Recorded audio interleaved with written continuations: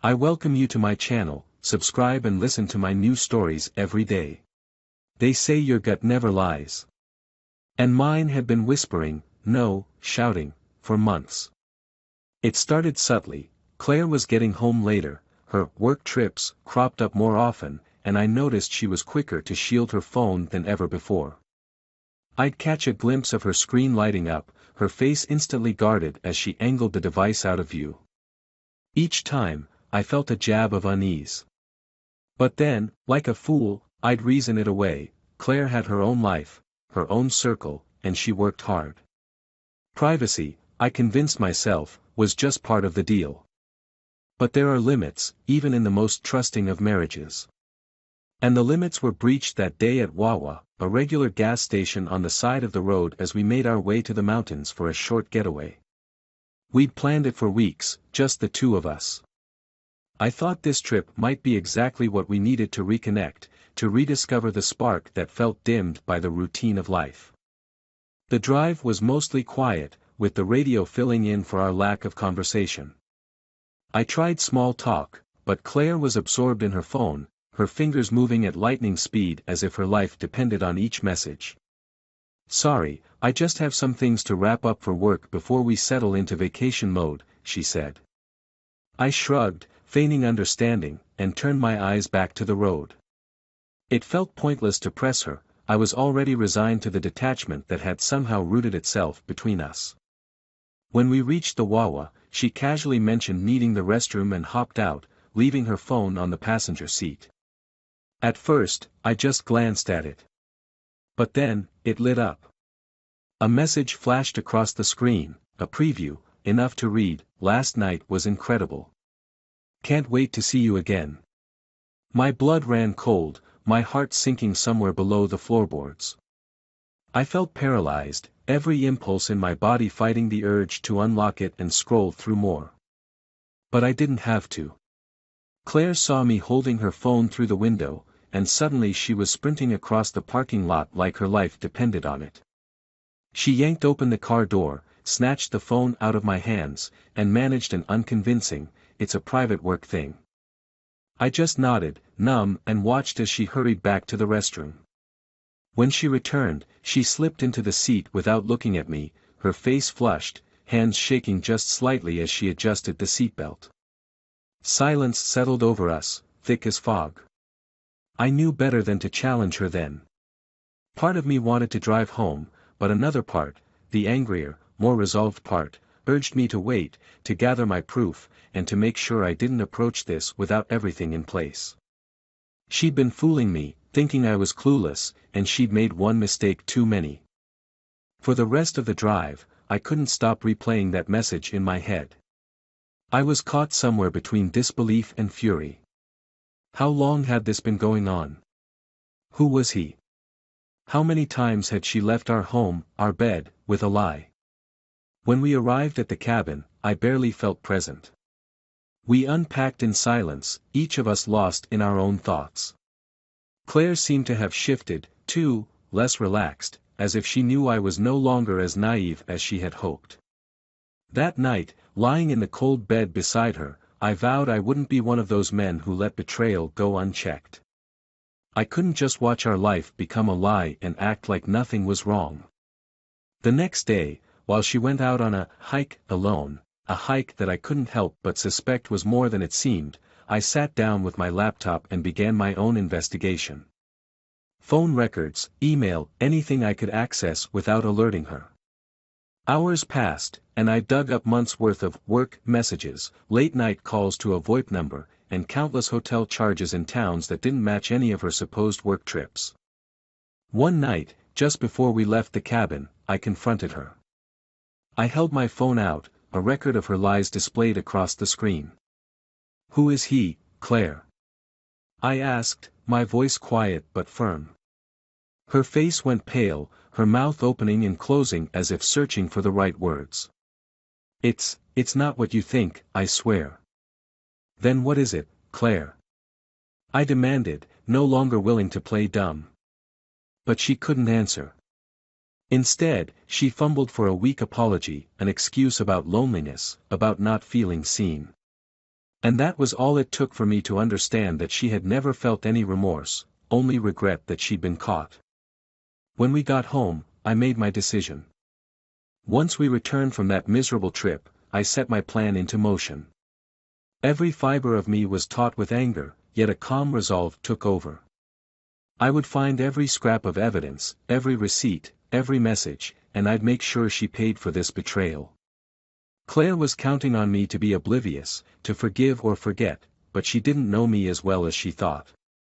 If she wanted to pretend our life together was a lie, I would expose the truth beneath every layer of her deception. The first place I went was our shared phone account, where I accessed her call records. It didn't take long to find the number that had been a near-constant presence for months, a VoIP number with a Virginia area code. With each call logged against that number, my suspicions grew more concrete. She had been hiding him in plain sight, as if she assumed I'd never look. The most damning records matched times I knew she was away, claiming to be on business trips. Even as the truth unfolded in front of me, the weight of her betrayal felt sharp and raw. She was practically taunting me with the clues she'd left. My next step was piecing together the financial evidence. I pulled up credit card statements and started combing through them meticulously, cross-referencing dates, locations, and charges. Each week, I grew more confident in my findings. Restaurant charges in cities she'd never mentioned visiting, hotel bookings under the guise of conference expenses. She had been painting her double life with each of these transactions, thinking they'd go unnoticed. It wasn't just the deception, it was the carelessness that stung the most. She hadn't even tried to cover her tracks well enough, assuming I'd never notice. But I wasn't about to confront her with just the phone logs and credit card charges. I wanted a definitive, irrefutable case, something she couldn't weasel her way out of with excuses. I spent nights in our home office, waiting for her to fall asleep so I could access her email and personal accounts. Using a combination of guesses, I finally got into one of her work emails, and there, I struck gold. I found email exchanges with him, somewhere between businesslike and flirtatious, laced with inside jokes and the kinds of details only two people entangled in something deeper would know. As I read, I felt my stomach churn. Seeing it in black and white was different from suspecting. It confirmed that the life we had built meant nothing to her. One night, as I sat there staring at the screen, I read a message that drove it all home. "Last weekend was incredible. Can't wait to see you again soon," he wrote. I shut the laptop and sat back, my mind racing. It wasn't just some casual fling. They were entangled, deeply enough that it had bled into the time she spent with me, into our shared life. But the final piece of evidence came unexpectedly. I had the phone logs, the credit cards, and the emails, but I wanted to catch her directly, to hear her say it, to confront her in a way that left no room for denial.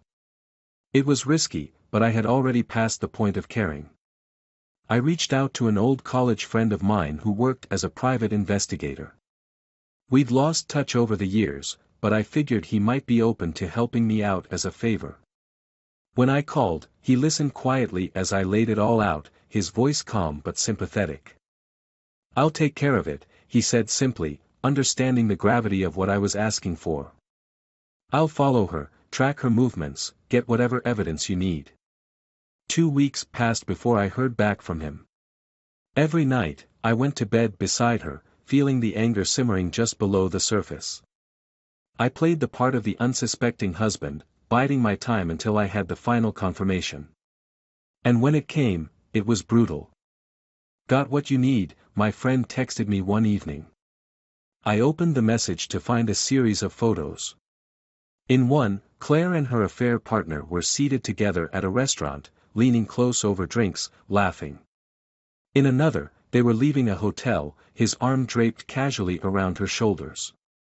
The last one showed them kissing in the parking lot, her hand in his, as if they were two teenagers sneaking around without a care in the world. I knew what I had to do next. That night, after she went to sleep, I went to our shared account and quietly began siphoning money into a separate bank account. Claire's account, to her knowledge, was only accessible by her, but we had always kept most of our assets pooled together. So, little by little, I moved funds, being careful not to raise any red flags.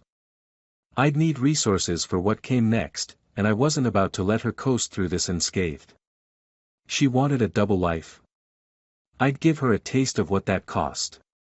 But my revenge wasn't just about the money or catching her in the act. It was about breaking free from the trap she had set for me. We had both invested in our home, our life together, and everything we'd built. But I was determined to reclaim it all, to make sure she paid for every ounce of my trust she'd shattered. After the transfer, I organized every document, every photo, every email into a single folder on my laptop. I labeled it, Closure. A fitting name, I thought, for what I was about to deliver. I took a deep breath, shut the laptop, and looked around the house that had once felt like our haven. Soon, it would just be mine. When I finally went to bed, Claire stirred beside me, murmuring something before slipping back into sleep. She had no idea that the life she thought she controlled was slipping away from her, that soon, she'd be facing the consequences of every choice she'd made. And as I lay there in the dark, the anger that had once consumed me began to settle, replaced by a steely resolve. This wasn't just revenge. This was justice. The morning I decided to confront Claire, everything was in place. I had proof that even she couldn't talk her way out of. There would be no deflections, no explanations, and certainly no pleas for forgiveness. I'd spent months piecing it all together, every text, every phone call, every careless lie she'd told. This was the day she'd face what she had done, and there would be no hiding. She was sitting in the kitchen, sipping her coffee, scrolling through her phone, probably messaging him. I stood in the doorway for a moment, watching her. For years, this had been our morning routine, a quiet breakfast together before we each went our separate ways for the day. Now, every small moment felt like a sick joke. All of it had been tainted. "Claire," I said, my voice steady, calm. She looked up, surprised to see me staring at her like that. "Morning," she replied, setting her phone down. "Didn't expect you up so early." I walked over and placed my laptop on the kitchen counter, flipping it open and tapping a few keys. "There's something we need to discuss." She raised an eyebrow, trying to read my expression. "What's going on?" she asked, her tone light but with a hint of apprehension. Without another word, I turned the laptop screen toward her. Displayed on it were photos of her with him, leaving the hotel together, laughing over drinks, stealing kisses in a parking lot. I watched as her face transformed, the color draining from her cheeks, her eyes widening. She didn't need to ask where the photos came from or why I had them. She knew exactly what I'd found. "Care to explain?" I asked, my voice so low and even it surprised even me. I had expected anger to bubble over, for the months of resentment to break through, but I felt almost nothing as I stared at her. Claire sat there, her hands trembling slightly as she reached for her coffee, though she didn't lift it to her lips. I don't know what to say," she stammered. "Try starting with the truth," I replied, still holding my gaze steady on her. "That would be a refreshing change." She opened her mouth, but no words came out. It was as if she hadn't prepared for this moment, as if she had assumed she'd never have to answer for any of it. After a few seconds, she finally found her voice. It's complicated," she said weakly. "Complicated?" I echoed, shaking my head. "It's actually very simple, Claire. You lied to me. You lied to my face for months, maybe years. You pretended to be someone you're not, and all the while, you thought I'd never find out. It wasn't supposed to be this way," she murmured, her voice barely above a whisper. "I didn't mean for any of this to happen." I couldn't help but laugh, a bitter, hollow sound that echoed through the kitchen. "Didn't mean for it to happen? So what did you mean? Every lie, every hidden phone call, every fake business trip. Were those just accidents?" She lowered her gaze, her fingers fumbling with the edge of her coffee mug. I watched as she struggled to come up with something, anything, that might lessen the weight of her betrayal. But there was nothing she could say. The evidence was irrefutable, and for the first time, she was forced to confront what she had done without the safety net of her deceptions. Finally, she looked up, tears filling her eyes. I was unhappy, okay? I was lonely. You were always busy with work, always preoccupied. I didn't know how to reach you anymore. Her words washed over me, each one like a rehearsed line. You felt lonely, so your solution was to betray me? To sneak around behind my back. I leaned forward, my gaze fixed on her. I was here, Claire. I was right here, every day, while you were off, finding yourself, with someone else. She wiped at her eyes, but I felt no sympathy for her. The tears felt like an insult, like she was trying to manipulate the situation yet again. You have no idea how hard it was for me, she whispered, her voice choked with emotion. You were so distant, so detached. I didn't know how to feel connected to you anymore. I crossed my arms, shaking my head slowly. And did it help, Claire? Did sneaking around, lying, breaking my trust, did that make you feel more connected? Her silence spoke louder than any response could have. I could see her mind racing, searching for any words that might make me understand, make me forgive. But I had nothing left to give her. She'd taken everything and left me with nothing but empty promises and shattered trust. So here's what's going to happen, I said, my voice colder than it had ever been. We're done. I've filed for divorce, and I've already moved our assets.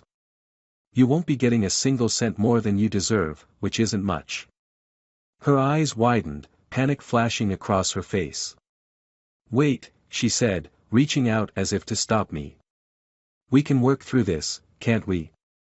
We've been together for so long, you can't just throw it all away. I stepped back, avoiding her touch. You threw it all away, Claire. You decided that this marriage didn't mean enough to you. You thought you could have it both ways, but life doesn't work like that. Actions have consequences. She began to cry, her shoulders shaking, her hands covering her face. But her tears didn't move me. They felt like just another performance, another way to escape the responsibility of her choices. You didn't just betray me, I continued, my voice unwavering. You betrayed everything we built together. You took our life and made it into a lie. And now, you want me to pretend that didn't happen? That's not going to happen, Claire. She looked up, desperation in her eyes. Please, she whispered.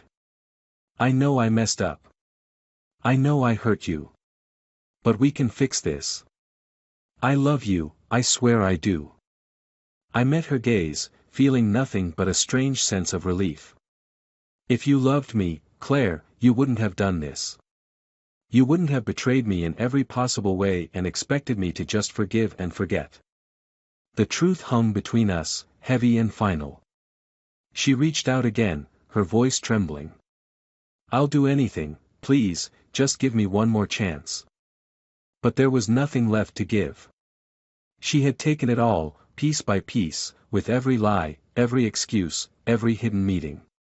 And now, she was faced with the reality of her actions, with no way to escape. I closed the laptop and stood up, looking down at her one last time. I hope he was worth it, I said, turning to leave. As I walked away, I felt an unexpected lightness settle over me.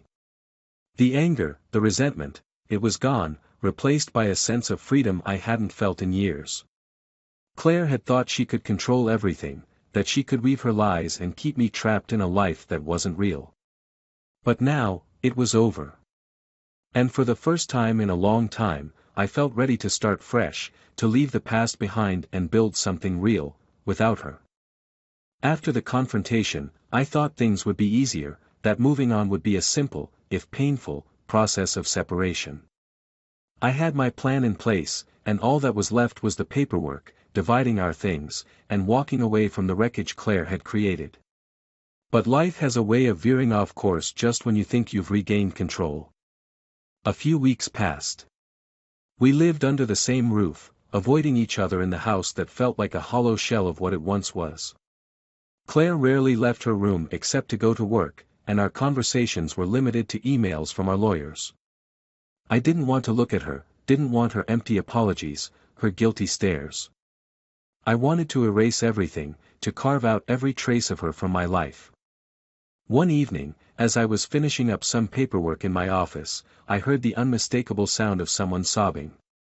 At first, I tried to ignore it, figuring it was Claire crying herself to sleep as she'd done a few nights before. But the sound grew louder, more desperate. Against my better judgment, I put down my pen and walked toward her door.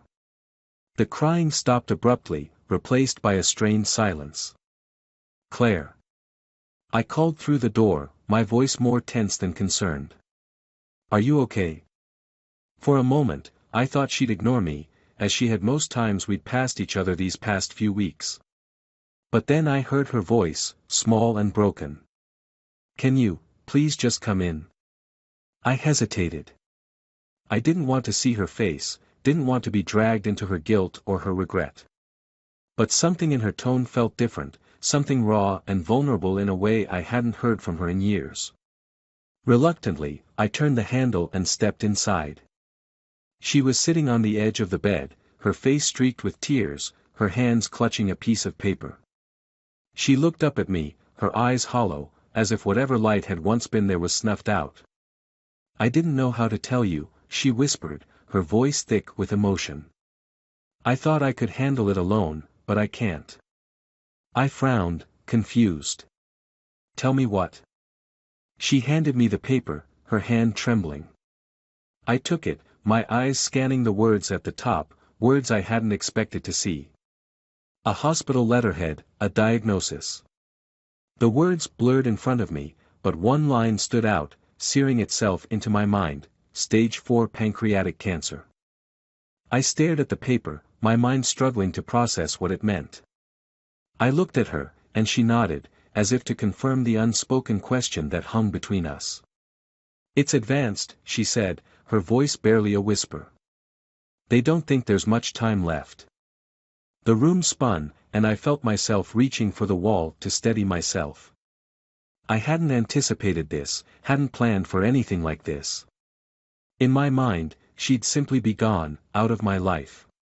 But this was something I hadn't prepared for.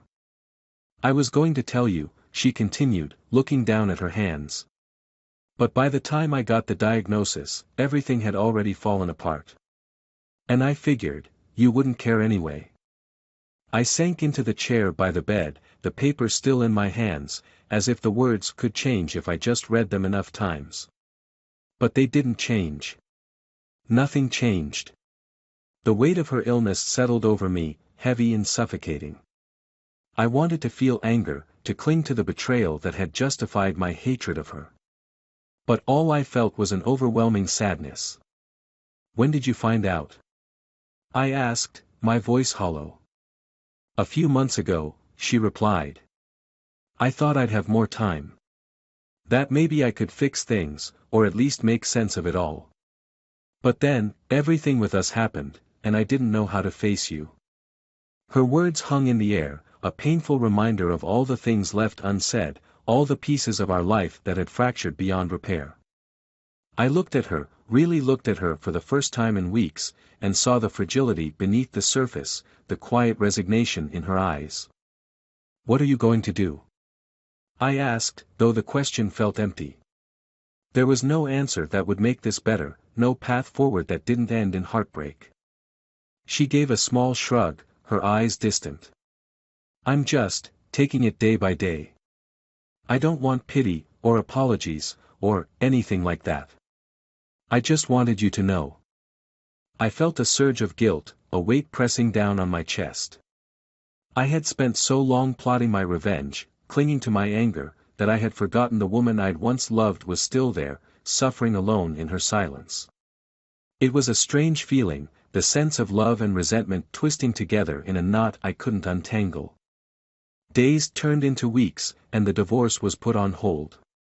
We still shared the same house, but the animosity had faded, replaced by a quiet, painful truce. I found myself making her tea in the mornings, helping her to appointments, driving her to treatments that we both knew wouldn't save her. I didn't forgive her, I couldn't. But I also couldn't abandon her, no matter how much she had hurt me.